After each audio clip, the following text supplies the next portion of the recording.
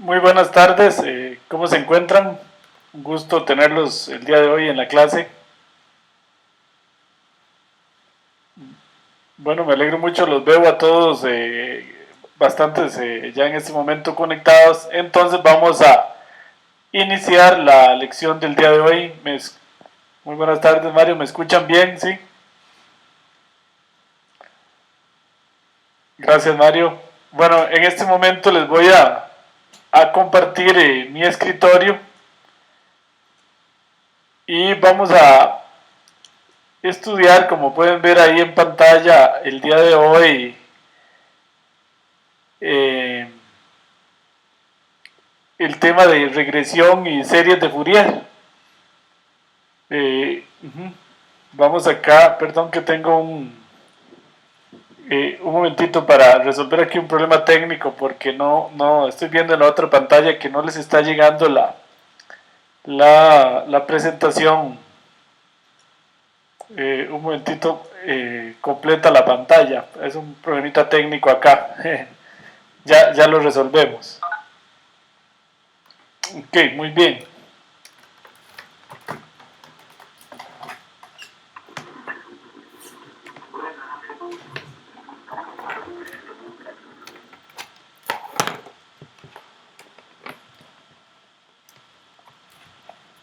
Ok, muy bien.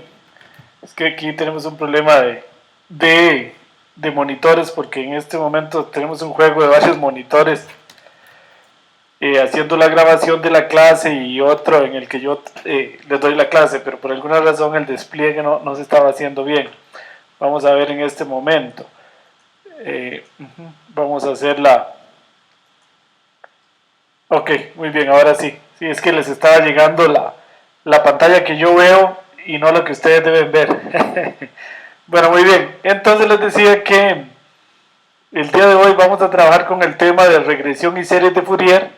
Vamos a ver cómo una serie de tiempo se modela básicamente con una regresión lineal o cuadrática y con una serie de Fourier que es una función que es una combinación de funciones senos y cosenos. Entonces el día de hoy básicamente vamos a trabajar un poco con regresión. Ajá, me dicen que le está fallando un poquito el audio. Con regresión y con series de Fourier. En este momento sí les llega bien el audio. Si por ahí me confirman en el chat.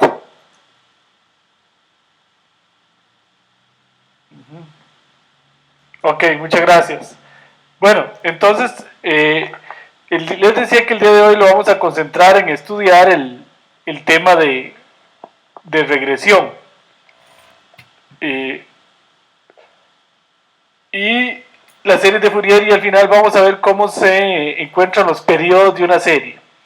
Para de hoy en 8 y de hoy en 15 nos vamos a dedicar las dos clases completamente al tema de hacer predicciones, que es al fin y al cabo el tema más importante de todo el curso. Bueno, entonces la idea es, como les decía y como están viendo en pantalla, descubrir la tendencia de una serie de tiempo, como esta que estamos viendo en pantalla, con esta línea en rojo, esta curva en rojo más bien, que es una regresión cuadrática. Y esta línea en azul, que es una serie de Fourier. Básicamente la regresión logra modelar la tendencia, que sería el crecimiento o el decrecimiento de una serie, o la combinación de ambas, y las series de Fourier permiten modelar la ciclicidad de una serie. Entonces, bueno, lo primero que les quería hablar, vamos a entonces concentrarnos un rato en regresión. Es muy importante distinguir la diferencia entre una regresión y una clasificación. En los cursos anteriores, en el curso de calibración y selección de modelos y en el curso de métodos predictivos, lo que hacíamos era clasificación, donde básicamente en una clasificación lo que se predice es una variable cualitativa. Siempre estamos prediciendo si una persona es buen o mal pagador, si una transacción es fraude o no. En cambio, en un problema de regresión, que es lo que vamos a trabajar hoy, la variable a predecir es cuantitativa. Y en general en este curso, las series de tiempo son para predecir variables cuantitativas. ¿Cuánto dinero ocupa un cajero automático? ¿Cuál va a ser el valor del dólar el día de mañana? ¿Cuánto va a llover el día de mañana? ¿Cuál va a ser la temperatura? Ven, son variables cuantitativas. En general en este curso, en series de tiempo y en regresión, vamos a estar prediciendo variables cuantitativas. A diferencia del curso de modelos predictivos en el que todas las variables que predecíamos eran de tipo cualitativo. Okay, eso es muy importante tenerlo muy bien claro porque mucha gente confunde el problema de regresión con el problema de clasificación. Bueno, hoy vamos a hacer un poquito de regresión logística, nada más para que ustedes conozcan del tema que la regresión logística sí es una variante de la regresión para hacer clasificación. Esa es la regresión logística. La regresión logística sí entra en el mundo de la clasificación. Pero la regresión tal cual, clásica, es para hacer regresión, para predecir una variable cualitativa. Bueno, muy bien, entendido eso, la regresión lineal que se estudia en los cursos de estadística básicos, lo que pretende es aproximar un conjunto de datos como estos que estamos viendo aquí en la gráfica en rojo, mediante una recta. Entonces lo que uno hace es sustituir el valor verdadero, que es el que está en rojo, por el valor de la recta. Y esta recta, como aprendimos en el colegio, se calcula como en el colegio nos enseñaban mx más b. Aquí le vamos a decir beta 1x más beta 0. El beta 0 sería el b y el beta 1 el m de la pendiente. Esta es la pendiente de la recta y esta es la intersección con el eje y. Eso así es como le enseñan a uno en el colegio, la pendiente y la intersección con el eje y. Desde el punto de vista de la estadística, este va a ser el intercepto, más bien se le conoce como intercepto, y el beta 1 es el valor de la influencia de la variable x. Cuando tenemos regresión lineal simple, lo que estamos hablando es de dos variables. Tenemos una variable, un predictor que es x, y una variable a predecir que es y. En ese caso se aplica regresión lineal simple con dos variables. Una a predecir que es un predictor que es x y una variable a predecir que es y. Ese sería el problema que tenemos en regresión lineal, que es la que se usa bastante en el tema de series de tiempo. En general, en el problema de regresión, uno tiene n predictores, que serían todos estos, hasta acá, ¿verdad? Los que tengo aquí en amarillo, en anaranjado, y una variable a predecir. La diferencia con todo lo que hemos visto hasta antes es que, como ven, esta variable a predecir es cuantitativa, no cualitativa. Entonces aquí tenemos una tabla de datos muy clásica que se usa en regresión, que es predecir el cáncer de próstata. Resulta que hay una variable que se llama LPSA, que si uno lo tiene alta, los hombres, por supuesto, entonces tenemos alta probabilidad de tener cáncer, y si no, no tiene alta probabilidad. Entonces, con estas otras variables que son el EVA-COL, el peso, la edad, el EBPH, el SBI y estas otras, estas variables son las que se usan, mediciones que hacen los médicos para tratar de predecir el LPSA. Aquí, por ejemplo, aquí abajo estaríamos prediciendo el LPSA, que es la que nos dice si hay probabilidad de tener cáncer de próstata o no, mediante la variable LCL-CABOL, que sería esta. Entonces estaríamos en un problema de regresión simple, una variable para predecir esta otra. Y el problema de regresión consiste en calcular beta 0 y beta 1. ¿Para qué? Para dar un valor del EVA-COL, si yo conozco beta 1 y beta 0, entonces puedo sustituir todo aquí y tratar de predecir el LPSA. ¿Ok? Ahora, eso sería el caso simple. La regresión múltiple sería usar todas las variables para predecir esta, que ahorita más tarde lo vamos a hacer también. Entonces esta es la idea. Vean, en el eje X está la variable LCABOL y en el eje Y la variable LPSA. Entonces estos puntos en rojo son los datos. Y los rojos, la recta es la aproximación. Me dicen por ahí que se les fue el audio. Por favor me confirman si están escuchando.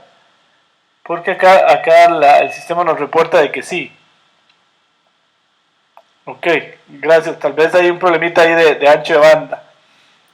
Bueno, Entonces, utilizando lo que se conoce como el criterio de los mínimos cuadrados, uno puede calcular beta 0 y beta 1. Ese criterio simplemente lo que dice es buscar beta 1 y beta 0 de manera que esta recta, la recta de regresión, pase lo más cerca posible de los puntos rojos que son los datos. Eso se llama minimizar el error cuadrático medio, en inglés el residual sum of squares, el RSS. Entonces, minimizando eso, se puede y se sabe que beta 1 se calcula como la suma de i igual 1 hasta n de x y menos x, donde x y son los datos de la variable predictora, x barra la media de esa variable, por y sub i menos y barra, donde y sub i es la variable a predecir, y y barra es la media, entre la suma de d igual 1 hasta n de x y menos x barra al cuadrado. Así se calcula beta 1, y beta 0 se calcula como y, el promedio de y, menos beta 1, que ya lo calculamos, multiplicado por la media de x. Así se calcularían los dos valores beta 1 y beta 0. Ok, muy bien. Entonces, vamos a ir a ver, estos archivos están en el aula virtual. Vamos a ir a ver cómo se hace una regresión lineal en dos variables en R. Ok, entonces vamos a ver un momentito en R cómo sería una regresión. Este es relativamente fácil. Vamos a usar los datos estos de próstata en un archivo que se llama prostate data CSV, que ustedes lo tienen en el sitio web. Lo leemos como es un usual con el read CSV, lo dejamos en la variable pdatos. Aquí simplemente con core, recuerdan, se calcula la correlación de todas las variables contra todas las variables. Y aquí vemos que, por ejemplo, la correlación entre levacol y LPSA es alta, lo cual hace prever que una regresión podría funcionar. Una regresión es buena siempre y cuando la correlación entre ambas variables sea alta. Entonces, para hacer la correlación, se corre una función que trae R, que ya la trae integrada, que se llama LM, que viene de Linear Model. Entonces aquí yo corro Linear Model, el resultado lo dejo en la variable modelo, y aquí esto lo que significa, esto es lo que se llama en R una fórmula. Creo que ya la habíamos estudiado en el curso de programación R. Aquí lo que estoy diciendo es que LPSA, la que pongo primero, es la variable a predecir, y este símbolo lo que sigue son los predictores. Entonces aquí significa que LCabol es el predictor y LPSA es la variable a predecir. Y los datos están en la variable pdatos. Ok, un poquitico más grande. Ok. Y entonces, por dicha, esta función LM me calcula el beta 1 y el beta 0. Este que se llama el intersecto, este es el beta 0. Y el beta 1, que es el que multiplica a LCabol, sería este. 0.7 es beta 1 y 1.5 es beta 0. Entonces yo puedo hacer un ploteo de eso. Y acá lo voy a hacer más pequeño con plot. Pues ploteo la variable pdatos $LCabol, pdatos LPSA. Entonces esta en el eje X, la variable a predecir, y esta la variable, perdón, el predictor, y esta la variable a predecir en color rojo. Y luego con ABLine ploteo el modelo, que es el que me dio la función LM. Y entonces observen que con eso ploteo los datos y ploteo la recta de regresión. ¿Ok? Si tienen alguna pregunta me pueden interrumpir o por el chat. Bueno, si yo quiero predecir, igual que hemos estudiado antes en el curso, se usa la función predict. Entonces a predict le paso modelo, es casi la misma idea de siempre. Aquí le paso un data frame con 3 datos que quiero predecir. Si LCabol vale 0.7, si LCabol vale 0.41 y si LCabol vale 0.23. Y le estoy diciendo que como en estadística me dé un intervalo de confianza. Y aquí me queda la predicción. Entonces la que se llama fit es la predicción. 2.1 va a valer LPSA si LCabol vale 0.7. Si LCabol vale 0.41, esto valdría LPSA. Entonces aquí está la predicción en el fit. Y LWR es el lower y UPR es el upper. Entonces esto es el intervalo de confianza, que me dice que en el peor de los casos la variable a predecir va a variar entre 1.8 y 2.9. Esto es porque le dije aquí interval de confidence. Eso hace que me dé el intervalo de confianza, que es un poquito más de información. Ahora aquí puedo predecir también LPSA, ahora lo voy a predecir usando edad como predictor, como variable predictora, con edad. Entonces este sería el beta 1 que multiplica a la edad y el intercepto beta 0. Y aquí está el ploteo. En este caso la regresión es más mala, se ve claramente que los datos son más dispersos y la correlación es más débil. Entonces vamos a tener una predicción más mala. Pero también se puede predecir con LPSA. Y aquí, igual que antes, hago una predicción de estos tres datos. Si la edad es 42, si la edad es 55, si la edad es 71 y si la edad es 77, estos son los 4 posibles valores de LPSA. Y aquí están los intervalos de confianza. Bueno, muy bien.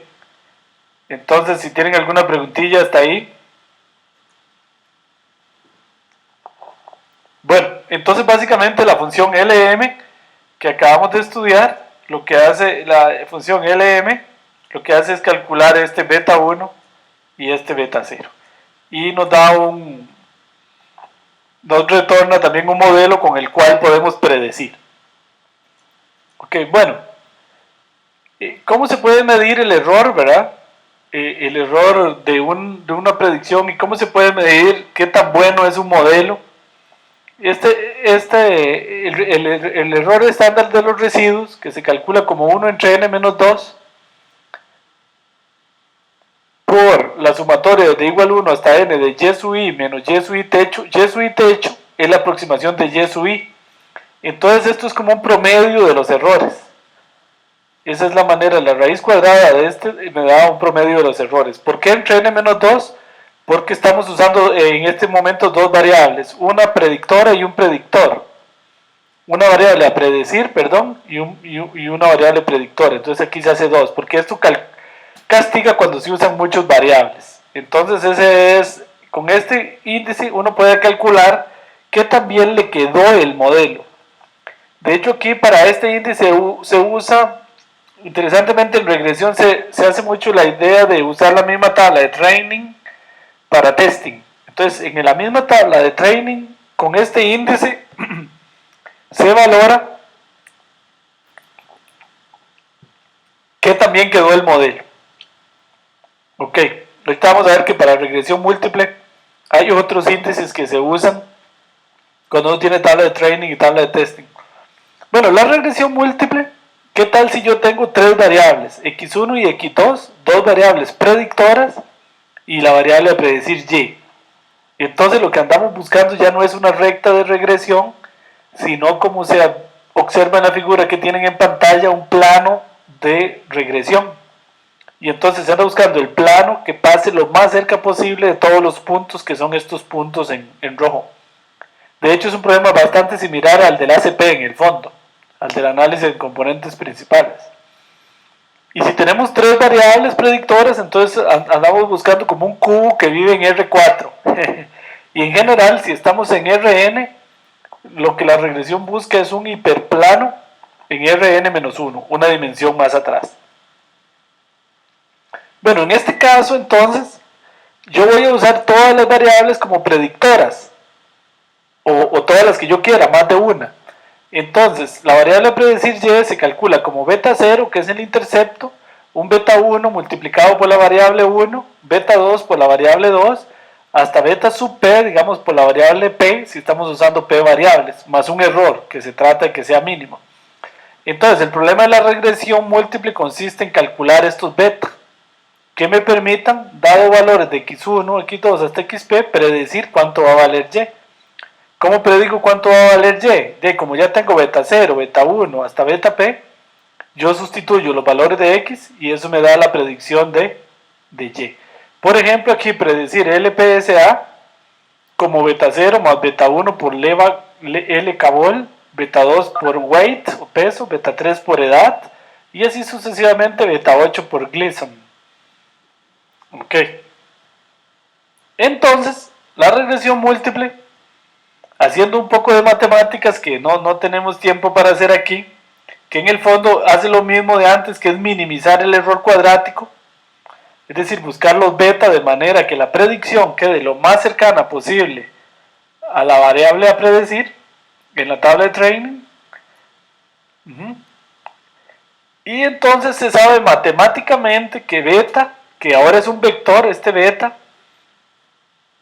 lo podemos ver como un vector que tiene beta 0, beta 1, beta 2, beta 3, hasta beta p, se puede calcular como x traspuesta por x, la matriz inversa de eso por x traspuesta por y. Y las predicciones se pueden hacer multiplicando x por esta matriz, o sea, sería x por x traspuesta por x a la menos 1 por x traspuesta por y.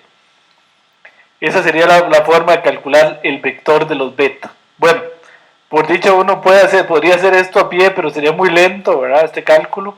R nos da el valor de beta.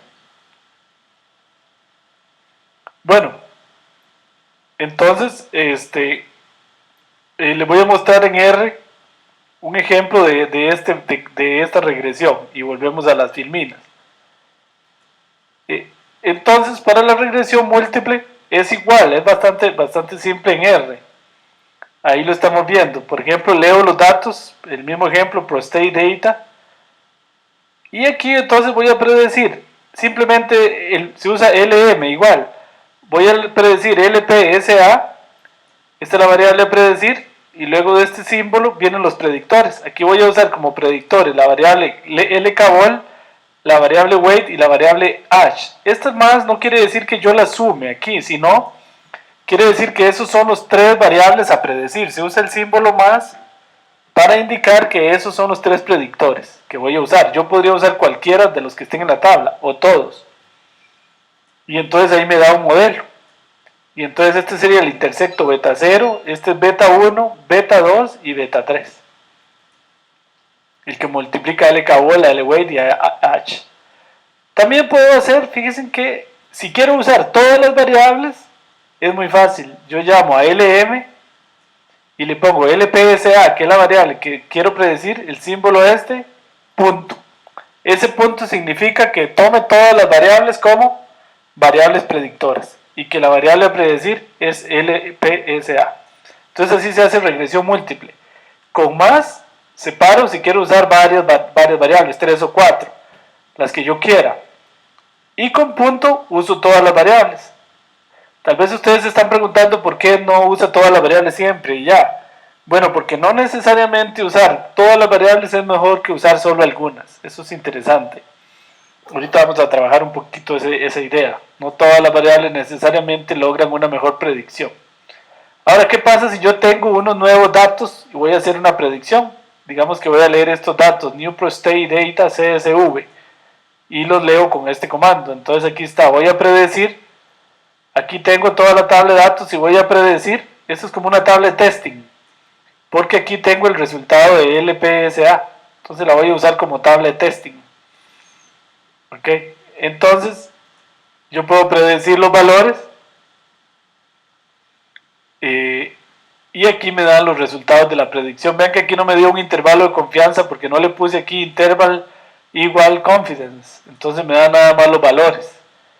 Entonces aquí con la función predict, aquí si le pongo interval confidence, entonces sí me da los intervalos de confianza. Pero bueno, estas son las predicciones para cada una de estas 10 filas y aquí está el verdadero valor. Entonces ahora, bueno, ¿cómo voy a medir el error? Con eso yo puedo medir el error en la tabla de training, en la tabla de testing. Esto es lo que les voy a presentar aquí en el PowerPoint. ¿Cómo medir el error? ¿Cómo saber, como dice ahí, cuáles variables son útiles y cuáles no? Ahora vamos a trabajar un poco en eso. En general el error se mide así. El error estándar de los residuos, 1 entre n menos p menos 1 por RSS, que es la resta del valor verdadero menos el valor aproximado. Es como un promedio de los errores.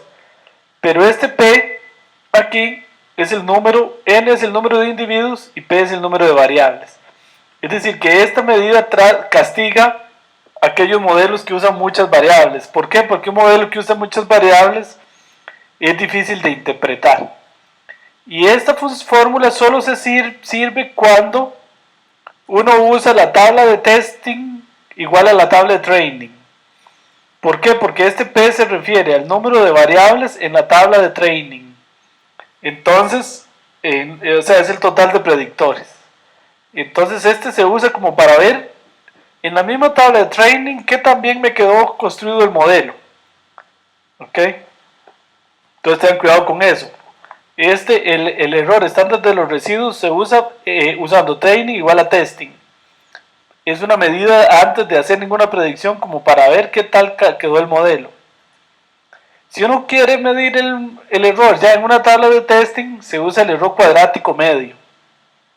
Que el error cuadrático medio, el MSE, Mean Square Error, es simplemente, vean, este es, Y sub I es el verdadero valor de la variable y Y sub I techo es la aproximación. Entonces es un promedio de los errores al cuadrado. Entonces es un promedio de los errores al cuadrado. Eso es todo. A veces se le toma raíz cuadrada también. Entonces se usa MSE, el Square Mean Square Error. Entonces también se usa. A veces no se pone la raíz, no importa. El efecto de la raíz es como cambiar la escala, nada más. Entonces este es el que se usa cuando uno va a medir el error en la tabla de testing.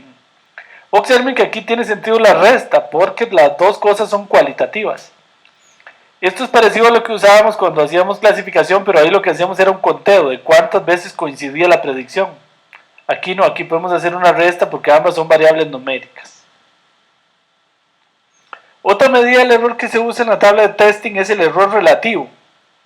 El error relativo es N es el número de datos. La suma de los errores, vean que aquí es Y sub I menos Y sub I techo, valor absoluto. Esto sería la suma de los errores en valor absoluto, dividido entre la sumatoria total de Y sub I, que es el valor verdadero. Es decir, esto es lo que mide, se le pone valor absoluto para que esto siempre dé positivo, porque puede ser que dé negativo. Entonces la idea es la magnitud del error más que el error mismo. Entonces esto lo que le da a uno es un porcentaje del cual se equivocó. Este es muy útil porque es como un porcentaje. Del total de los datos, ¿en qué porcentaje me equivoqué? Entonces este se usa bastante. Este viene del análisis numérico. ¿Ok? Entonces vamos a ir a ver cómo se mide eso en R. Entonces aquí, como están viendo en pantalla, yo ya tengo programadas y ustedes para efectos de la tarea tienen que darle copy paste a esto y se las llevan a su programa porque ellas no vienen programadas en R por defecto. Entonces ese es el error cuadrático medio, ¿ven? Que es la sumatoria del real menos el predicho al cuadrado. Aquí viene la predicción y aquí viene el valor real. Entonces este es el error cuadrático. El error estándar de los residuos, viene la predicción, viene el valor real y viene el número de predictores. Este número de predictores es el P de la fórmula que vimos antes. Entonces aquí lo calcula. El número de predictores. Luego viene el error cuadrático medio, que es simplemente un promedio de los errores. Viene el valor predicho y el real. Y entonces calcula el promedio, donde n es la longitud del vector. Y aquí está el error relativo. También viene la predicción, viene el valor real, entonces hace la sumatoria de la predicción. Aquí pienso que tengo un error, ajá. Sí, voy a tener que corregir esto. Aquí tengo un error porque observen que yo hice el valor absoluto de las sumas, pero estas sumas pueden dar negativo. Y la fórmula es la suma de los valores absolutos, está al revés. Veamos la fórmula. Aquí vean que es la suma de los valores absolutos. Y aquí en R yo programé el valor absoluto de las sumas. Entonces estas sumas se pueden ir matando unas entre otras, porque unas pueden dar negativas. Entonces bueno, yo lo voy a corregir y les y le subo ese archivo corregido luego. Ok, hasta ahora detecto ese error acá. Ok, entonces esto está al revés, es la suma de los valores absolutos, no el valor absoluto de la suma, no da igual. Bueno, ahí lo voy a corregir. Ok, entonces, obviando por ahora ese error, digamos que yo leo los datos de cáncer de próstata y leo los datos de training y calculo el modelo lineal con estos tres datos. Aquí le puedo dar un summary al modelo. El summary del modelo es interesante porque el summary del modelo me da más información. Me da los beta, aquí me da los betas, el intercepto y los betas. Estos son los betas. Y me da los errores, pero también me da el error cuadrático medio. Aquí está, el error cuadrático medio. Y el error cuadrático medio, de hecho, es el que yo calculo con esta función RSE. Entonces, si ustedes quieren, porque él lo da, el error cuadrático medio, ven que me da igual. Aquí da 75,57, aquí es que está redondeado, 75,6. Fue el error cuadrático medio. Esto, fíjense que aquí yo uso p-datos, por lo que les decía. El error cuadrático medio se usa usando testing como training. Entonces no tiene sentido aquí pasarle el training, hay que pasarle la misma p-datos. Observen que p-datos son los datos de training. Y n-datos, que viene de nuevos datos, son los de testing. Pero en este modelo del error cuadrático medio, yo le paso aquí la tabla de training. Bueno, hago una predicción. Y en esta predicción, aquí hago una predicción, por ejemplo, predict. Y a esta predicción sí le puedo calcular el error estándar de el promedio de error, el RSE, que estos se confunden. El RSE, que es el mean square error. Vamos a ver aquí, el mean square error. Aquí, usando los nuevos datos, entonces lo que calculo es el mean square error y el error relativo. Ok, ven, si uso RSE, le paso p-datos. Y si uso MSE, le paso n-datos. Y si uso error relativo, le paso, aquí por ejemplo estoy calculando el error relativo entre la predicción y el L le paso de una vez la variable a predecir. Ok. Bueno, en todos los casos le paso la variable a predecir y la predicción. El verdadero valor y la predicción. Aquí debe haber un pequeño errorcito por aquello que les dije del valor absoluto, que puede cambiar un poquitito. Aquí esto diría que hay un 7% de error, pero bueno, lo voy a corregir. Bueno, muy bien. Entonces así, usando todas las variables, igual, si yo le doy un summary al modelo, aquí me da el mean square error, perdón, el residual standard error, que es el mismo que da este RSE. Ven que si yo lo calculo, me da lo mismo, 69.95. Ok. Aquí le paso dimensión de datos menos 1 porque recuerden que esta función recibe el número de predictores. El número de predictores que es P en la fórmula. El número de predictores es la dimensión menos 1, porque cuando yo le pido la dimensión me da el número de columnas. La dimensión 2, eso me da el número de columnas. Entonces eso está incluyendo la variable a predecir. Y lo que esta fórmula debe recibir es el número de predictores, P. Entonces por eso es que le tengo que restar 1 acá. ¿Ok? Bueno, muy bien. Entonces aquí está el error cuadrático, el mean square error, que este sí se aplica sobre los nuevos datos. Y el error relativo. ¿Ok? Bueno, con una variable, ahí está con una variable que empeora el resultado, lógicamente. Pero es interesante que el mejor resultado se logra con 3 variables, no con todas las variables. Ven, con estas 3 variables predictoras es mejor que con todas las variables. Eso es interesante. Estas 3. Es lo que les decía, que no necesariamente más variables significa mejores resultados. Bueno, muy bien. Entonces hasta ahí, si tienen alguna pregunta o comentario.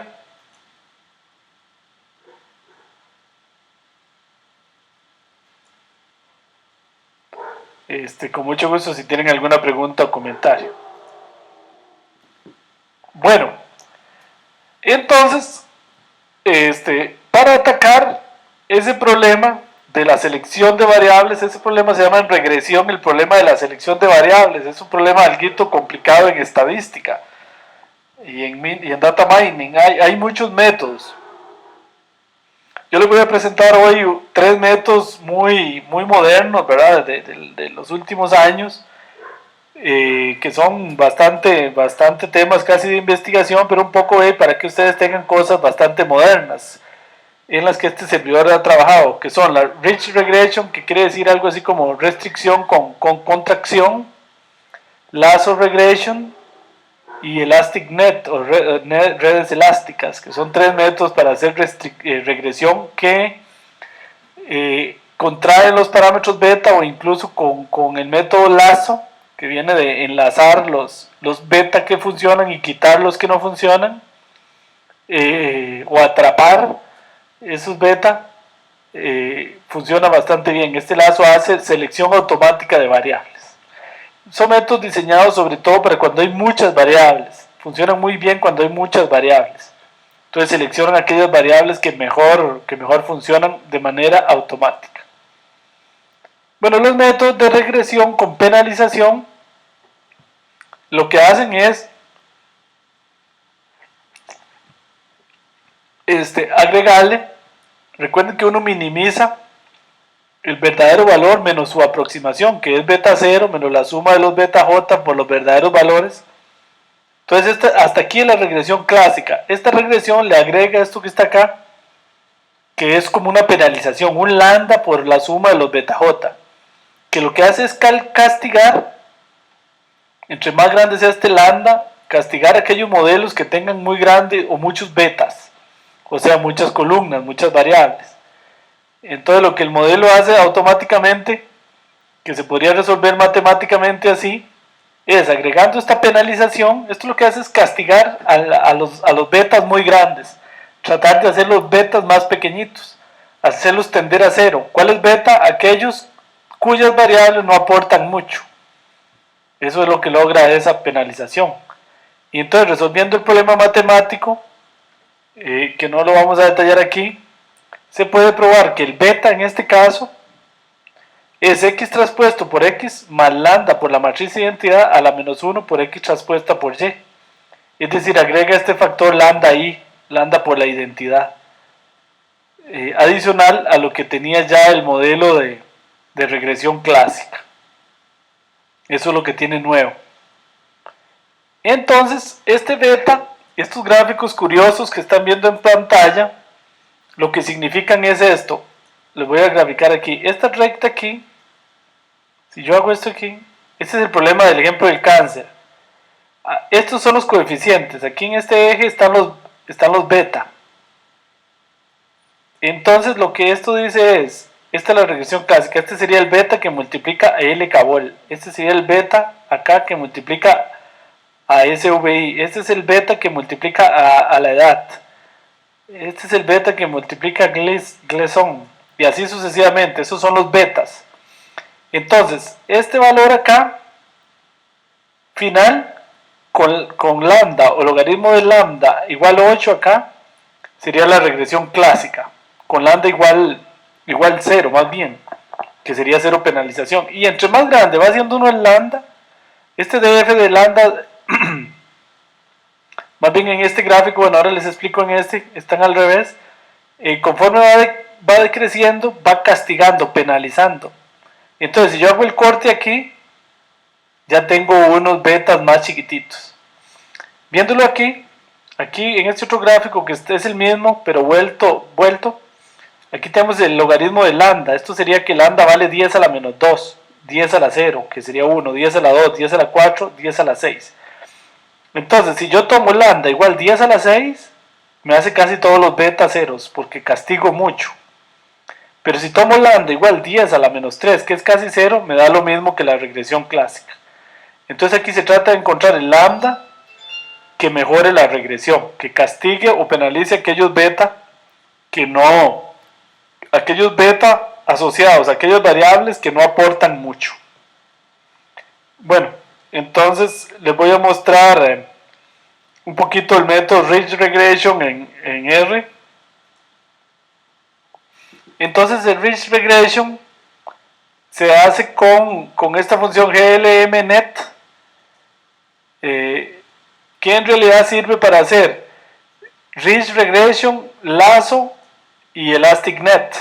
Hace las tres cosas. Este Ridge Regression, entonces este parámetro alfa es importante. Este parámetro alfa, si se pone 1, aplica Ridge Regression. Si se pone 0, más bien, alfa igual 0, hace regresión con contracción o Ridge Regression. Alfa igual 1, hace regresión lazo. Y alfa entre 0 y 1, ahora vamos a ver que hace una red elástica. Entonces esta es la función glmnet. Esta función tiene una diferencia con la que vimos antes, que era solo en LM. Esto G quiere decir de modelos generalizados de regresión para redes elásticas. Recibe X, serían los predictores, y Y, la variable a predecir. Ese es X y ese es Y. Entonces aquí, observen que hay que hacer un par de pasos adicionales para correr el modelo. Si yo leo aquí los datos de próstata, aquí leo los nuevos datos. En X, esta función de R Model Matrix, le paso LPSA, este símbolo, punto, y pdatos. Esto es lo que me construye la matriz de predictores. Aquí está, ven.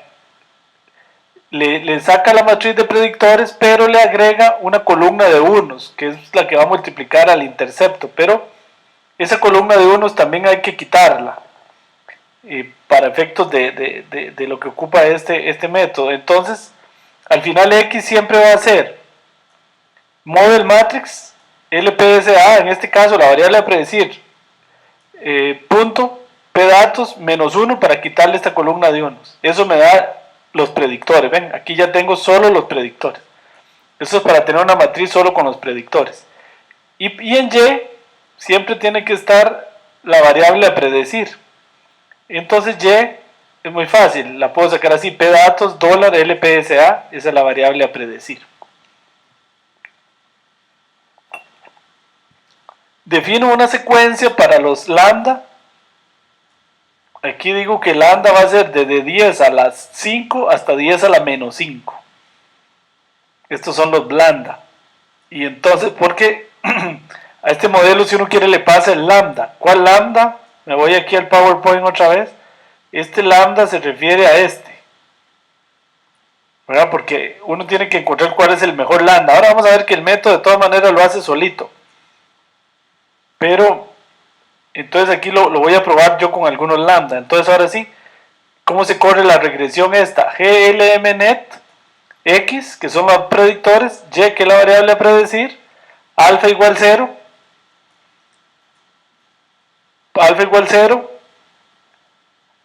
para que haga Ridge Regression o regresión con contracción, y lambda va a ser esta secuencia. El lambda va a ir desde 10 a la 5 hasta 10 a la menos 5. Y aquí me da el modelo. Y yo le puedo dar un plot. Este plot me da el gráfico de cómo van a ir variando los lambda desde 10 a la menos 10 hasta 10 a la 10. ¿Ven? Este es dice log, aquí es el exponente. Entonces esto quiere decir 10 a la menos 10, 10 a la menos 5, 10 a la 0, 10 a la 5, 10 a la 1. Entonces si lambda es 10 a la 10, todos los beta dan 0. Si lambda es 10 a la menos 12, 10 a la menos 12 es casi 0. Hace lo mismo que la regresión clásica. Entonces por aquí debería existir un punto intermedio que encuentra unos betas, digamos aquí, por ahí, por ejemplo, que hacen que la regresión dé mejor. Entonces ahí, yo puedo decirle aquí la dimensión de los coeficientes. ¿Por qué queda 9 por 10? Porque resulta que ahora tenemos un beta 0, que sería beta 1, beta 2, beta 3, beta 4, beta 5, beta 6, beta 7 y beta 8. Tenemos 8 betas o 9 acá, contando desde beta 0 para cada lambda. Ven, entonces aquí este es para lambda 1, para lambda 2, para lambda 3, lambda 4, lambda 5, lambda 6, lambda 7, lambda 8, lambda 9 y lambda 10. Por eso esto queda de tamaño 9 por 10, es decir, tenemos un conjunto de 10 posibles valores para el vector beta, o para cada uno de los beta. Entonces, ¿cuál de esos es el mejor? Yo puedo hacer aquí, por ejemplo, este sería el lambda número 5. Estos son los coeficientes para el lambda número 5. Estos son los coeficientes para el lambda número 10. Yo puedo decirle aquí, ahora sí, que con unos nuevos datos, aquí voy a leer n datos, no importa,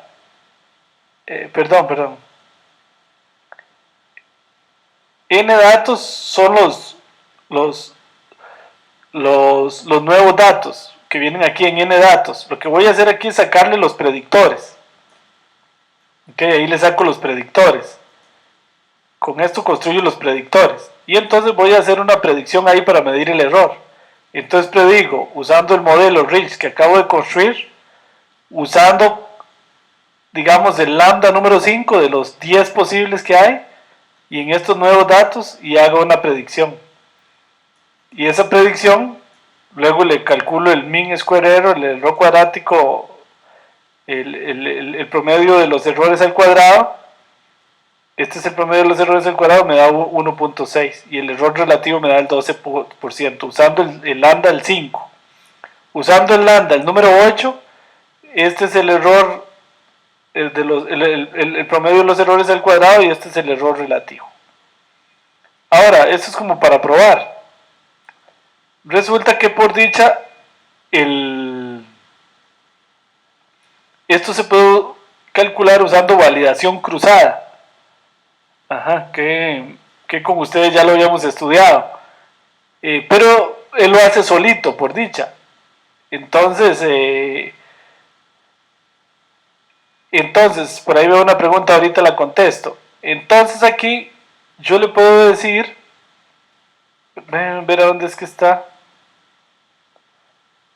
Aquí, esta función CV quiere decir Cross Validation GLMNet. Esta función lo que me hace es encontrarme el mejor de esos posibles lambda. Entonces aquí me da la salida del Cross Validation. Y aquí incluso la grafica. Esto lo que le dice es que el lambda óptimo varía entre 10 a la menos 2 y 10 a la 0. Por aquí lo toma. Entonces, esta función, esta que acabo de calcular aquí, hace la validación cruzada y aquí me deja la salida. Aquí la ploteó. Entonces, en dólar, esta salida cross validation en dólar lambda min me da el mejor de los lambdas posibles. Él lo calcula. Entonces, lo que yo hice antes fue simplemente probar con algunos de los lambda para que ustedes vieran que el error variaba. Pero lo que se hace en la práctica es siempre esto. Yo cojo el mejor de los errores. Ok, entonces ahora sí, hago la predicción aquí con el modelo Rich. Le paso el mejor lambda posible, que aquí lo calculó cuál era. Le paso los nuevos datos y aquí me da la predicción. Y aquí calculo el promedio de los errores, que es con la fórmula que vimos arriba. Esta es la predicción y estos son los verdaderos valores. Entonces lo que suma ahí es la sumatoria de los errores al cuadrado dividido entre el total. Este sería el error cuadrático medio y este es el porcentaje de error, que sería de un 12%.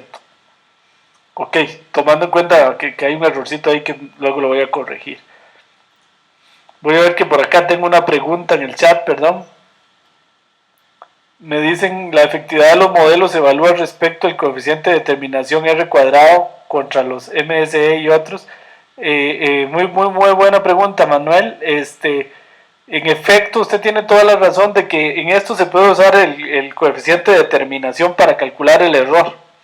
El coeficiente de determinación sería como, para los que están oyendo, sería como la correlación. Es como usar, es equivalente a usar la correlación entre estas dos variables, entre la predicción y el verdadero valor. Es otra manera de medir el error. Tienes razón, Manuel, yo no lo he hecho aquí, pero sí se usa. De hecho, en algunos papers que yo tengo publicados al respecto del lazo, usamos ese índice para medir el error. Es que esa es la correlación, básicamente. Lo que usted me llama el coeficiente de determinación, que es la correlación al cuadrado. Uh-huh. Sí, sí se usa, Manuel, muy buena pregunta. Pero no lo hemos usado acá en el curso. Se puede usar, si usted quiere puede usarlo. Uh-huh. No sé si le queda claro, Manuel.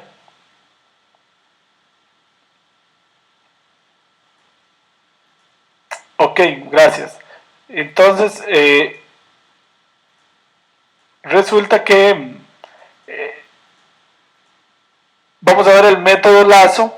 El método Lazo, el padre del método Lazo, es el profesor Robert Tibsirani, el profesor de la Universidad de Stanford, que ahí me acompaña en una foto con quien tuve el honor de trabajar en el postdoctorado allá en la Universidad de Stanford.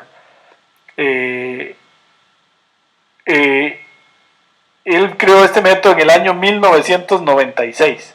Es uno de los estadísticos más famosos del mundo, conocidos sobre todo por el método Lazo y por lo que se llama como el bootstrapping. Bueno, el método Lazo es parecido al método de regresión con contracción, en el sentido de que le agrega una penalización aquí.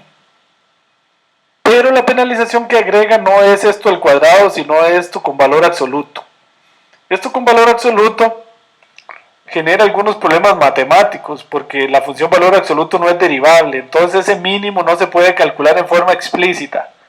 Entonces tenemos un problema de que el método Lazo no tiene una solución explícita. Aquí, como dice acá, no hay una solución explícita, por razones matemáticas un poquito complejas de explicar aquí, pero no hay una solución explícita. ¿Eso qué quiere decir? No hay una función como la de antes, que vimos en Ridge Regression, donde el beta tenía una fórmula de calcularlo con esta multiplicación de matrices. Esto es en Ridge Regression. Pero resulta que en Lazo no existe, no se puede encontrar esa solución. Entonces, eso computacionalmente todavía hace 10 años, cuando el profesor Tixinari iniciaba con estas ideas, era un problema serio, porque computacionalmente, ¿qué es lo que hay que hacer? Debe hacer un programa que resuelva a pie este problema de minimización tiro a tiro, usando métodos de gradiente o métodos complicados para encontrar el mínimo. Entonces, tiro a tiro tiene que entrar un algoritmo de minimización, lo cual evidentemente computacionalmente es mucho más caro que hacer una multiplicación de matrices. Entonces ese era el problema, pero gracias al desarrollo de las computadoras y del lenguaje R, esto es factible de hacer hoy en día. Y el método Lazo cada vez resuelve el problema de minimización. Y el método Lazo tiene una gran ventaja, y es esa que estamos viendo en pantalla, y es que, por ejemplo, acá, si yo tomo lambda aquí, lambda como por ejemplo 10 a la menos 2, por ahí, solo usa 3 variables, en lugar de usar, por ejemplo, en este caso, 8 variables, que es lo que hace la regresión clásica. ¿Qué ventaja tiene eso? Encontró las 3 variables que mejor funcionan, hace el problema más sencillo, mucho más interpretable, porque es más fácil interpretar solo con 3 predictores que interpretar con 8. Por ejemplo, un médico aquí quiere saber, para ellos es muy importante saber cuáles son las 3 variables que más impactan al cáncer de próstata. Estas 3, el peso, el EVA-COL y el SBI. ¿Y cuáles variables no lo impactan tanto? Ven, la edad un poquito. Entonces, eso es importante, eso es muy importante. Y Lazo logra de manera automática resolver ese problema. Porque Lazo hace que algunos de los betas se anulen. Y entonces hace lo que se conoce en regresión como selección de variables en forma automática. Esa es la gran ventaja. Y generalmente, y cuando hay muchas variables, definitivamente obtiene mejores soluciones. Bueno, entonces, por ahí me decía Manuel, sí, que la duda le surgió de ejercicios. Ok, muy bien, sí, gracias Manuel. En efecto, entonces vamos a ver cómo se hace el lazo rápidamente acá con el glmnet es igual que ridge regression, nada más que aquí hay que ponerle alfa igual 1. Esa es toda la diferencia. Esa es toda la diferencia. Entonces acá, con alfa igual 1, se corre el modelo. Igual hay que crear la matriz X, que se hace con esta instrucción model map electrics y quitando la columna 1. Esta instrucción me da una matriz de los predictores. Esta matriz me da la variable a predecir Y. Con esta instrucción la saco, datos $LPSA, ahí me da, defino la secuencia de los lambda, aunque repito que eso no necesariamente hay que hacerlo, yo lo hago para correrlo como a pie, digamos, para que ustedes lo vean, pero uno puede decirle a la misma función que le calcule el mejor lambda. Entonces aquí yo hago esto solo porque aquí están los lambda, y entonces corro el modelo con X y Y, los predictores, la variable a predecir, alfa igual 1 el lazo, y la secuencia en lambda. Eso lo hago porque quiero ver este gráfico, que son muy bonitos. Bueno, a mí me llama mucho la atención que despliegan la variación de los lambda. Aquí no pone los nombres, pone los números, este es el número variable, pero lo interesante acá es que si yo uso lambda igual 10 a la, casi digamos aquí como a la menos 1, me quedan solo 3 variables, ok, en este ejemplo. Entonces eso es importante. Ahora aquí entonces, igual observen esto que me da 10 por 9, igual que antes, tengo un coeficiente para cada lambda. Entonces vean que en el caso de lambda igual, el más pequeño de todos, que es 10 a la menos 5, esto da una matriz, lo que se llama una matriz esparcida o una matriz rala en español. Todos los coeficientes, estos puntos quiere decir que son 0. Solo dio el intercepto. Aquí, que es una solución que pareciera que es de las mejores, entonces solo me dio el intercepto, un beta para LKvol, un beta para weight y un beta para SVI, y las demás variables, los beta le dan 0. Es decir, esas variables las elimina del estudio porque no están contribuyendo a la predicción significativamente. Entonces eso es lo importante, es el problema más fácil de interpretar solo con 3 variables que con las 8 variables. Ok, entonces aquí yo hago algunas predicciones con lambda igual 5, otra predicción con lambda igual 10, para medir los errores. Pero para calcular la mejor predicción de todas, igual que antes, entonces corro esta función. Estas que estoy pasando ahí son corridas nada más con algunos lambda. Corro este CVU, cross validation, quiere decir CV, glmnet, x y y, alfa igual 1, y aquí me da la salida. Y esto lo que me dice es que el lambda óptimo está entre 10 a la menos 5 y entre 10 a la menos 2, un poquito más, y aquí un poquito menos. Aquí está el lambda mínimo, que sería este 0. Perdón. Y con ese, el error cuadrático medio me da 1.39 y el error relativo 0.12, que es el más rápido que hemos encontrado. Bueno, aquí es casi como una curiosidad, uno puede usar ElasticNet también. El ElasticNet es, no lo vamos a ver mucho porque esto no está en la tarea, por lo menos creo que no sé si está, pero si no se lo voy a quitar porque se complica un poquitito. Es aquí, yo corro bueno, esta parte la vamos a, no se lo voy a explicar porque acá en el PowerPoint no tengo esa parte. Es básicamente como tengo un poquito de ruido ahí. Por favor, ok, gracias.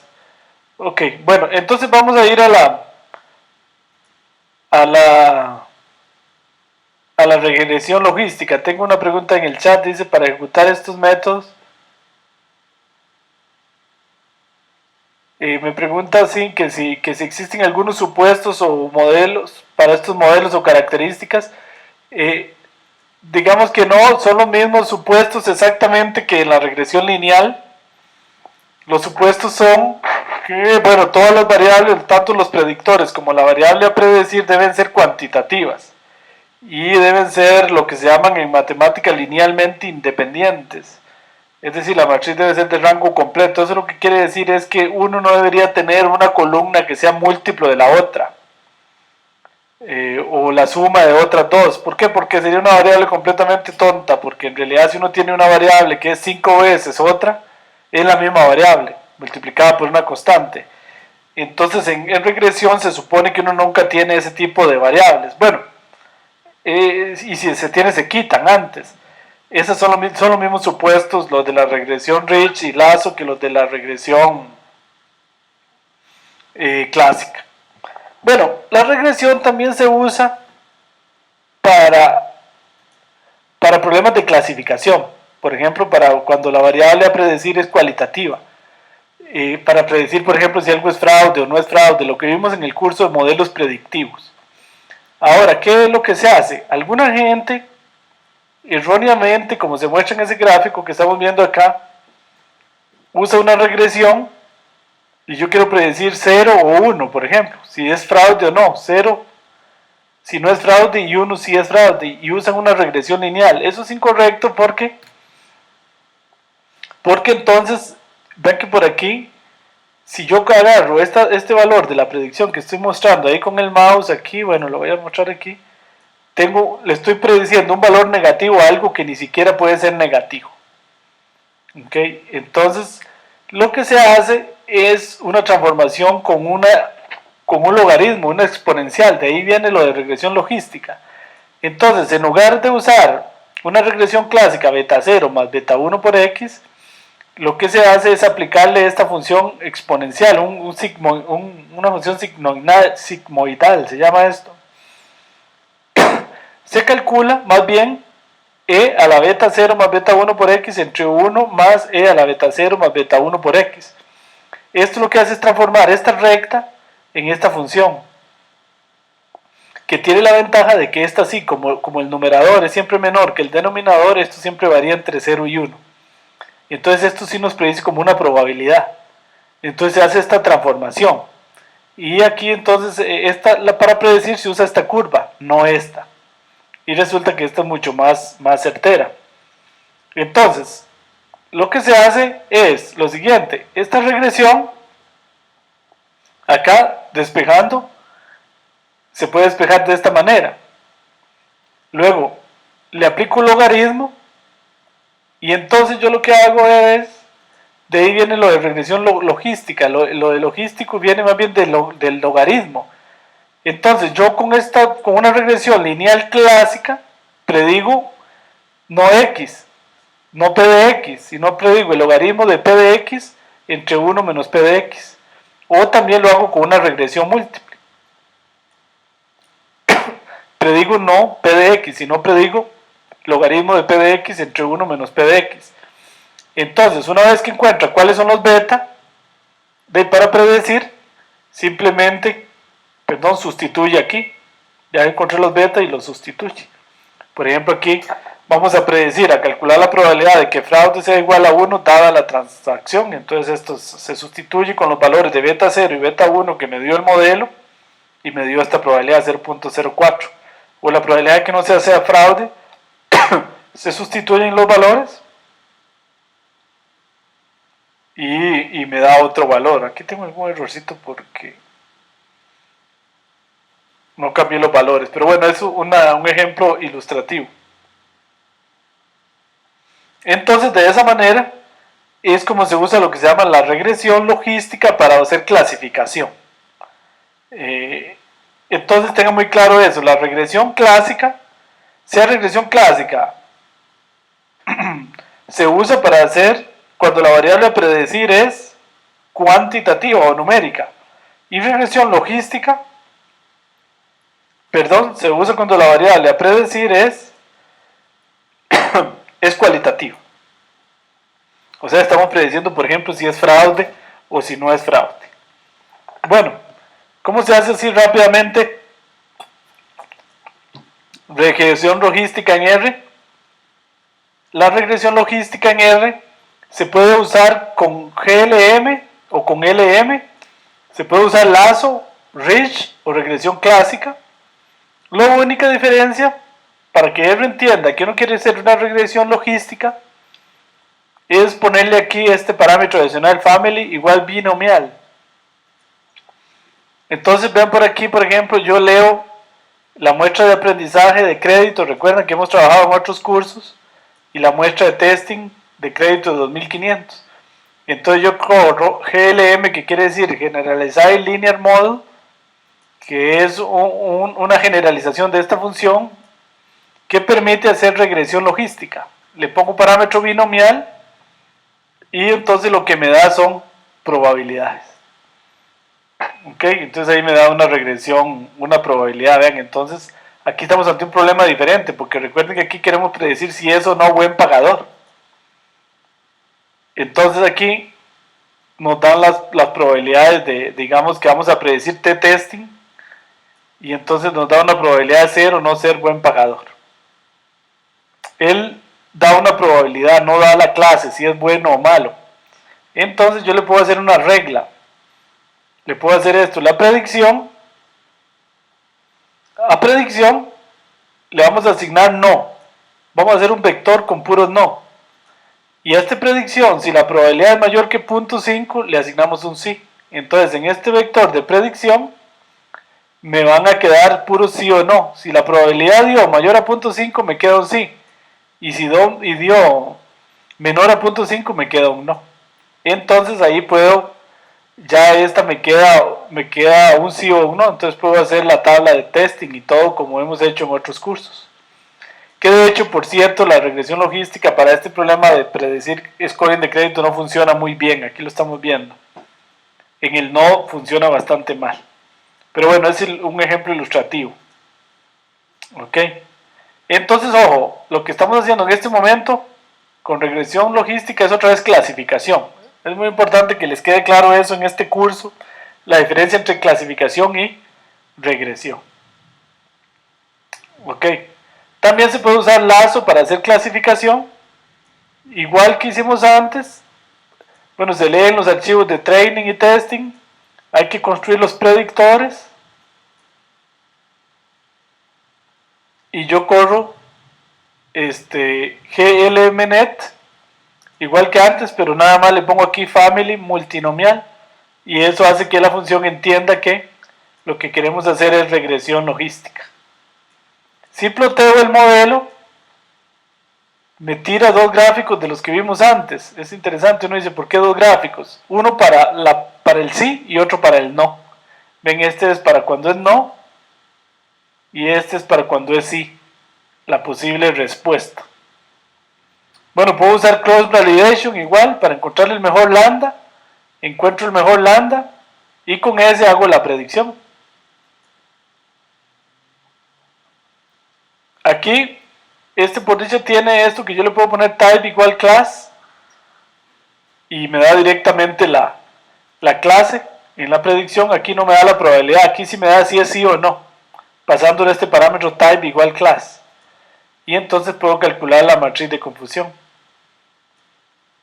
Y el error relativo, igual que hemos hecho en los cursos anteriores. Con Rich Regression, exactamente lo mismo. Exactamente lo mismo. La diferencia es que aquí le pongo alfa igual 0. Y para lazo, creo que no le puse nada. Vamos a ver. No, sí, alfa igual 1. Entonces aquí es lazo. Aquí alfa igual 0. Entonces es Rich. Eso es toda la diferencia. Ok, igual me hace dos gráficos. Uno para el sí y otro para el no. Bueno, muy bien. Entonces ahí dejamos el tema de la regresión. Entonces vamos a entrarle ahora a otro tema. Hoy es una clase un poquito complicada Es la más complicada del curso y casi de todos los cursos, porque tratamos algunos temas un poquito complicados. Pero bueno, no se preocupen, que luego se nos va a ir los métodos de R por dicha. Internamente ellos resuelven todos estos problemas. Bueno, el periodograma y las series de Fourier, hasta ahora con regresión lo que estábamos modelando era la tendencia, si era a crecimiento, por ejemplo, o si era a decrecimiento, o si era estática. Eso es lo que nos da la regresión. Ahora con el periodograma y la serie de Fourier lo que vamos a predecir es qué tan cíclica es la serie. Digamos que aquí está haciendo ciclos. Ok, eso es lo que vamos a predecir. Y el periodo, que es cada cuánto repite. Cada cuánto repite. Eso es lo que se llama el periodo. Entonces eso nos da el periodograma y la serie de Fourier. Bueno, muy bien. Entonces una función se llama periódica si cumple la siguiente propiedad, que f de t es igual a f de t minúscula más t mayúscula, donde t es el periodo. Eso lo que quiere decir es que cada t datos se vuelve a repetir. Por ejemplo, cada mes, cada 2 meses, cada 30, t podría ser 30 o 15. Entonces cada 15 datos vuelve a repetir. Eso es lo que se llama cíclico o periódico. ¿Ok? Bueno, entonces aquí están las funciones típicas como los cosenos. A por coseno, esta es una función A por coseno de 2pi entre t por t dividido entre t más cita. Entonces es lo que se le da, es una función típica cíclica. T es el periodo, ¿ven? Es la distancia que hay entre un dato hasta el que vuelve a repetir, eso se llama el periodo. Este A se llama la perdón, se le llama la amplitud.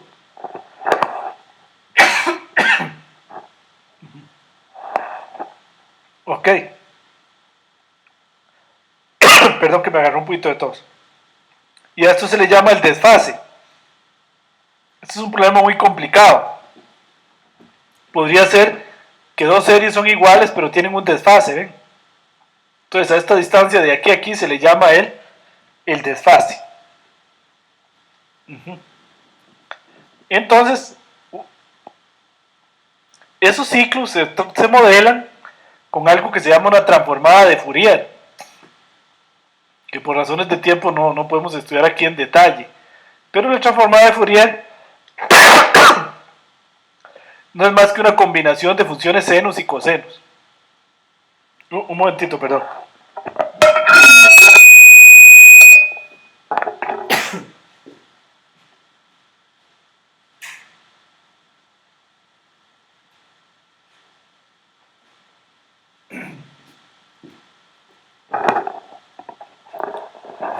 Perdón, un momentito ahí para tomar un poquito de agua.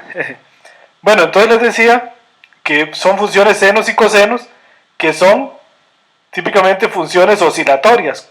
Y esas son las que, como esta, nos permiten modelar los ciclos. Ok. Entonces, una de las partes más importantes en una serie es definir el periodo. Cada cuánto repite. Entonces, para eso se usa el periodiograma. Dada una serie de tiempo como esta, se calcula el periodiograma, que es esto que estamos viendo a la derecha.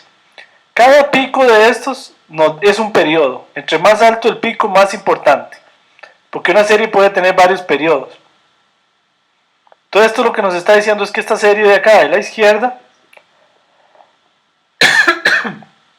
tiene una repetición cada 5 días, cada 7 días, cada 10 días y cada 20 días. Y la repetición más importante es la que sea cada 7 días, porque este pico es más alto. Entonces, esto se modela y se calcula usando series de Fourier. La fórmula matemática es esta. Así es como se calcula. Pero, bueno, por dicha R no lo hace. Entonces, lo importante aquí es, de este gráfico, deducir los periodos, es lo que les explicaba. Por ejemplo, si este es el periodograma aquí visto un poquito más grande, entonces vamos viendo que hay un periodo cada 5, cada creo que 7 días, cada 10 días y cada 20 días. Entonces, por ejemplo, vean, aquí vemos una serie periódica con un periodo perfecto. Entonces este es el periodograma con un solo pico. Digamos que es más o menos 10, se parece que repite cada 10, sí. Entonces aquí es cada 10 da este pico porque la serie está repitiendo cada 10 días o cada 10 datos, digamos. Esta que está acá a la derecha es una serie aperiódica. Solo tiene un salto, pero nunca repite. No vuelve a aparecer este salto. Entonces el periodograma no da nada, solo da un pico aquí en 0. Pero eso es lo que significa, si da un pico en 0 es que no tiene periodos, no hay periodicidad. Ok. Entonces, el periodograma de una serie aquí aleatoria como esta, este sería el periodograma. Entonces ven que tampoco aquí es otra manera de una serie que no tiene periodos, lo que da es un ruido blanco. Entonces esta es otra manera de uno dice, no, esta serie no tiene periodo, es completamente aleatoria. Y entonces no hay periodicidad ahí. ¿Ok? Bueno, muy bien. Entonces vamos a ir a ver, para terminar, cómo se hace el periodograma en R. ¿Ok? Entonces el periodograma en R, aquí está el ejemplo de la serie Beer, de las ventas de cerveza en Australia que hemos tratado en la clase pasada. Recuerdan que aquí se lee, aquí le aplicamos un logaritmo. Bueno, ahí está la serie, ahí está el ploteo de la serie. Esta serie lo voy a hacer un poquito a pie, aunque vamos a ver la clase próxima que esto lo hace los métodos automáticamente. Voy a tratar de aproximar esta serie con una regresión. Entonces vean, yo hago una regresión. Voy a definir aquí la serie, ahí la ploteo. Voy a definir T2 como T al cuadrado. Entonces voy a decirle que me plotee unas líneas aquí, la línea roja, que me da la regresión lineal de LBIR, que va a ser la variable a predecir, y los predictores van a ser T más T al cuadrado. $fit, ahí me queda la predicción. Entonces, esa es la regresión cuadrática de estos datos BIR. Entonces, la regresión cuadrática, observen que interesante cómo predice bastante bien, digamos, la tendencia de esta serie de tiempo. Predice bien que aquí crece, crece, crece y a partir de este momento empezó a decrecer. Simplemente con una regresión de dos términos, uno lineal y otro cuadrático. Si aplicamos una serie de Fourier, le agregamos una serie de Fourier al modelo, vean que aquí voy a definir seno t como seno de 2pi por t y coseno t como coseno de 2pi por t. Y ahora a esta regresión le voy a meter esos senos y esos cosenos. Entonces observen qué interesante, que si lo grafico, como ya me predice relativamente bien la oscilación de la serie. Todo esto que estoy haciendo es como muy a pie. No se preocupen que así no es como se hace. Después vamos a ver que todo esto que hemos visto hoy, por dicha los métodos ARMA y ARIMA y de Hall Winter internamente lo logran hacer. Pero yo lo que quiero es que ustedes entiendan en el fondo qué es lo que hacen esos métodos. Entonces ahí está, ven, modelado por una serie de Fourier, una suma de senos y cosenos y una regresión de un término lineal y uno cuadrático. Ya logra modelar relativamente bien la serie. Aquí hay algunas repeticiones con cajeros automáticos, hice lo mismo, con un término cúbico, usé hasta un cubo, usé un seno y un coseno, y lo traté de hacer, pero con resultados relativamente malos, porque esta serie es demasiado complicada. Entonces la serie de Fourier que funciona aquí, lo que pasa es que para que dé esos saltos tan violentos que da esta serie, Aquí quizás no tendría que multiplicar por 25, sino por 5000 o por 25.000, para que brinque más violentamente. Claro, yo estos valores los estoy haciendo así como puse un polinomio cúbico y le puse aquí una ciclicidad de 25 para tratar de lograrlo, pero no lo logra tan bien. Pero bueno, para ilustrarles. Los sistemas de Hall-Winter y Boxy-Jenkins lo hacen eso internamente. Bueno, el peridiograma, entonces, R tiene esta función que se llama spec-pgram, que es la que calcula el peridiograma. Entonces aquí, para usar esta función hay que pasarle una serie de tiempo. Entonces aquí la serie BIR la convierto en una serie de tiempo y le paso el spec-pgram a la serie BIR. Le digo que logaritmo no, esto es para que no le aplique logaritmo, sino que use la serie tal cual. Y entonces observamos aquí que esta serie de tiempo tiene un periodo en 1, en 2 y en 3. La próxima semana vamos a trabajar más con el peridiograma. Quiere decir que este 1 quiere decir que como una vez cada ciclo. En el fondo lo que quiere decir es una vez cada 12. No es exactamente que se repite cada día, sino una vez cada una frecuencia. Entonces cada uno en doceavo, cada un 12, él se encontró una periodicidad muy importante. Cada 3 frecuencias, cada 2, cada 3, pero no tan importantes. El periodo importante aquí es este. La próxima clase vamos a trabajar más con esto, cómo exactamente se interpreta este valor de aquí. Luego está la serie de cajeros, que se encuentra cada como 25 y cada 50 y cada 101, un periodo. Ahí está la serie. Ok. Aquí hago la serie aplicando el logaritmo, pero da básicamente lo mismo. Esto es como haciendo lo mismo, pero aplicando el logaritmo antes. Se usa mucho las series de tiempo, aplicarle el logaritmo para tratar de suavizarlas, pero no es tampoco que se logre una mejora muy sustanciosa. Aquí tengo otro cajero que le aplico regresión para tratar de modelarlo. Perdón, ahí ustedes están un poquito atrás en el video ahí. Y con resultados también no logré.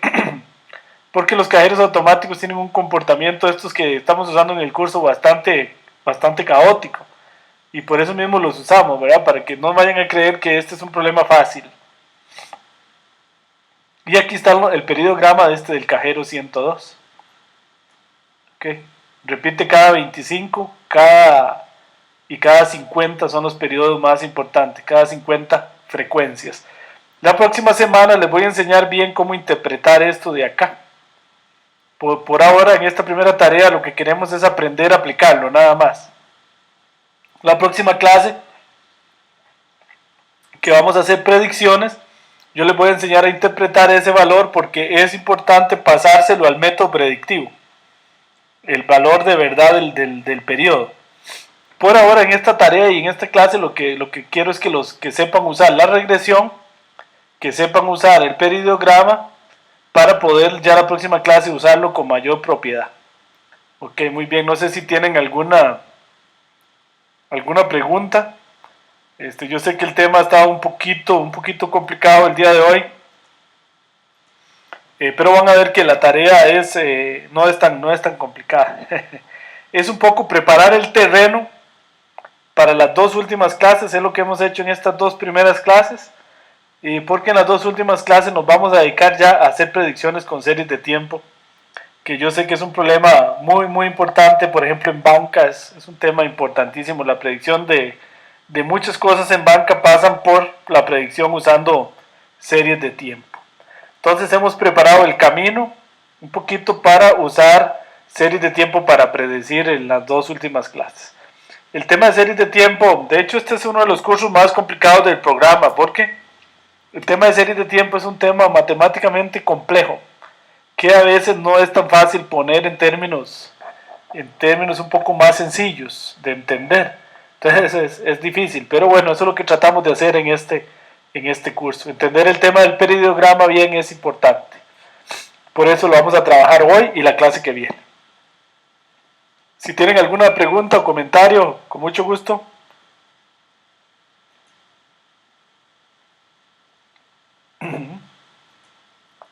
Ok, bueno, he visto que algunos todavía no han entregado las tareas. Bueno, vamos a dar tiempo hasta hoy en la noche. Tengo a alguien en el chat.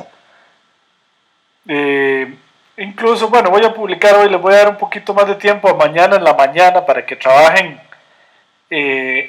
Bueno, hoy es viernes, sábado, domingo, por lo menos al domingo para que terminen esa tarea, pero no quiero que se atrasen, máximo a domingo, porque para que empiecen a trabajar esta tarea y no terminemos atrasando todo el curso. Ok, bueno, ahora lo publico en el aula virtual. Me pregunta Manuel aquí, las regresiones logísticas no estarían calculando el umbral a partir de cuál probabilidad de cambio entre algunas categorías aumenta más que proporcionalmente. Sí, Manuel, yo lo que hice ahí fue una regla muy simplista, de que si es mayor que 0.5 le asigno sí, y si es menor le asigno no.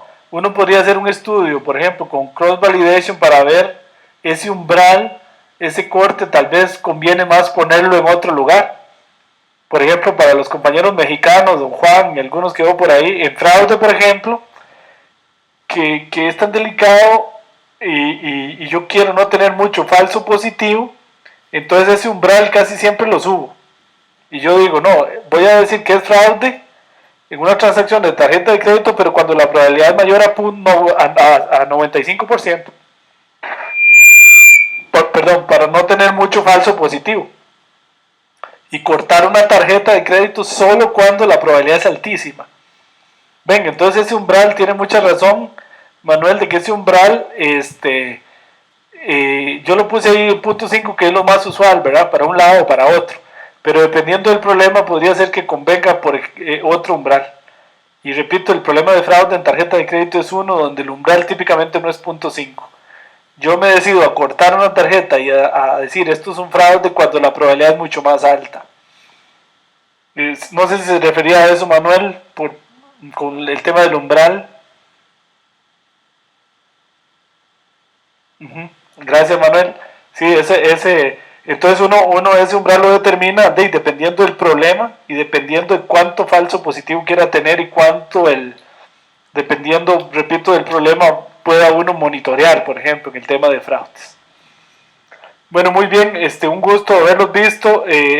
Por ahí tengo algunas dudas pendientes en el foro que hoy en la mañana no pude responder porque desgraciadamente estuve fuera de la oficina y entonces no me dio tiempo de responderles, pero no se preocupen que ahora en la tarde les voy a responder y para que tengan tiempo, entonces les vamos a dar tiempo hasta el domingo de entregar esta tarea. Máximo eso sí el domingo para que no se nos atrase el curso y empiecen a trabajar la tarea del día de hoy. Entonces un gusto haberlos visto, nos vemos en el foro y nos vemos de hoy en 8 días de nuevo. Muchas gracias y por favor cualquier duda en el foro. Este tema que vimos hoy es un poquito complicado. Entonces por favor no duden en hacer las preguntas al foro y ahora en la tarde estaré atendiendo algunas consultas que tengo por ahí pendientes en el foro. Muchas gracias y nos vemos de hoy en 8. Gracias, profe. Gracias, Yerchini, un gusto, nos vemos.